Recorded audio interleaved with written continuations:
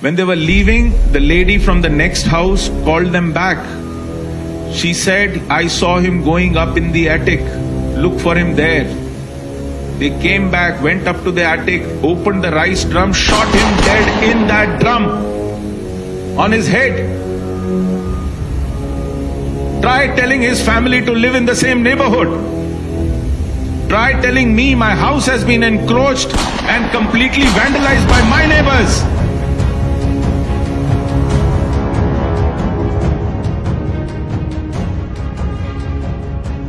I'm happy you raised this question of language. Let me share one thing which I missed in my speech with you.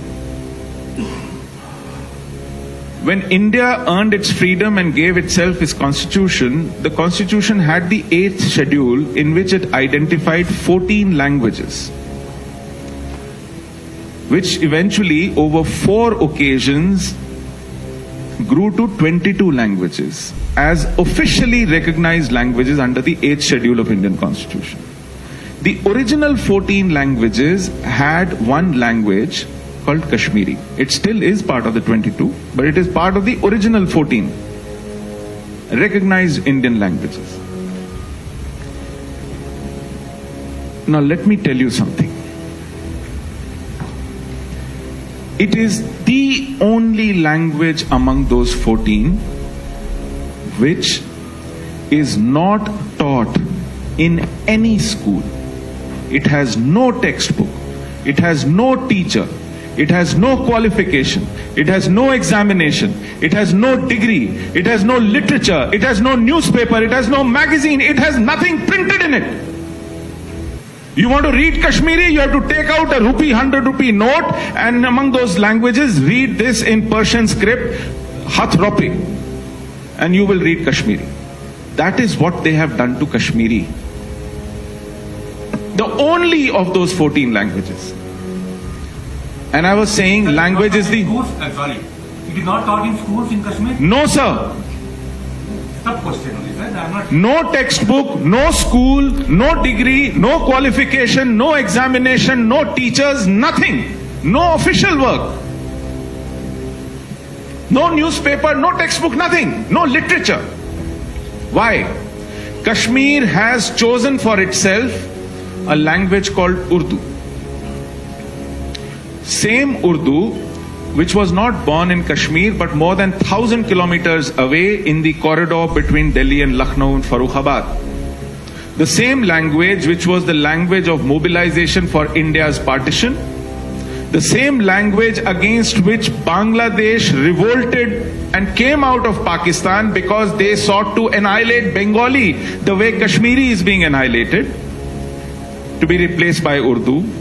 The same language which has annihilated local languages in Pakistan. Do you know in Punjab's provincial assembly, if you stand up and speak in Punjabi, your words will be expunged. Pakistan has killed its own native languages of Sindhi, of Balochi, of Pashto and Punjabi, and Balti and Dardi in Gilgit and Pakistan. You talk about plurality, sir. You talk about... I told you what plurality suffers when I gave you an example between Yemen and Morocco. There is no plurality, sir. And let me come back to our resettlement, you said. I must say that we will not live in separate colonies. I asked you in the very beginning, I don't know how many of you have lived as minority Hindus surrounded by hostile non-Hindu majorities.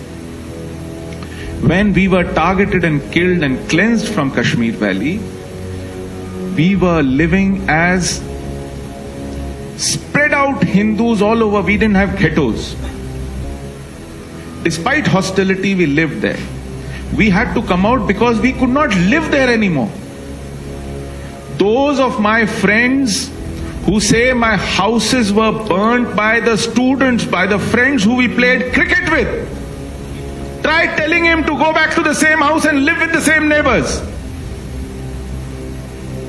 There was an engineer, telecom engineer, Balkrishan Ganju. Terrorists came to look for him. His family hid him in the rice drum at the attic. They searched entire house, couldn't find him, they were leaving. Because in Kashmir, in mohallas, houses are very close to each other. You open a window, you can see, look into another's house. When they were leaving, the lady from the next house called them back. She said, I saw him going up in the attic. Look for him there. They came back, went up to the attic, opened the rice drum, shot him dead in that drum on his head. Try telling his family to live in the same neighborhood.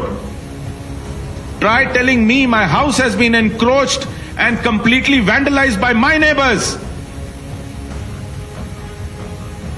We are not going back to Kashmir because we are nostalgic about those lanes.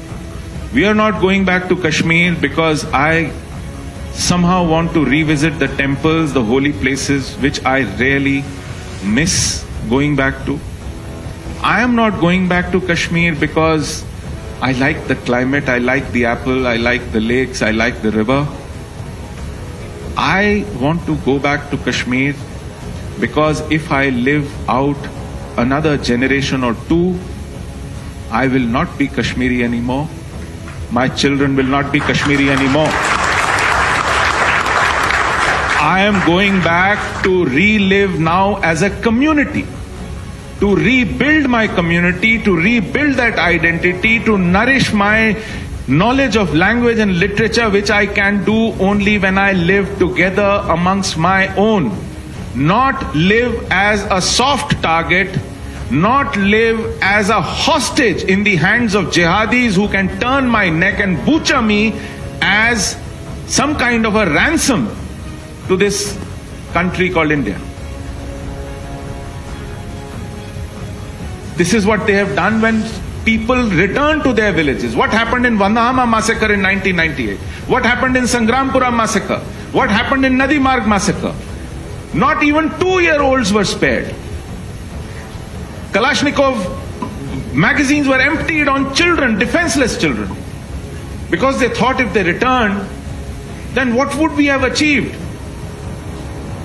It took us great effort to cleanse them all out. And these massacres took place. Because they went back to the same villages to live in the same homes, they thought the worst was over. It is easy to theorize about things.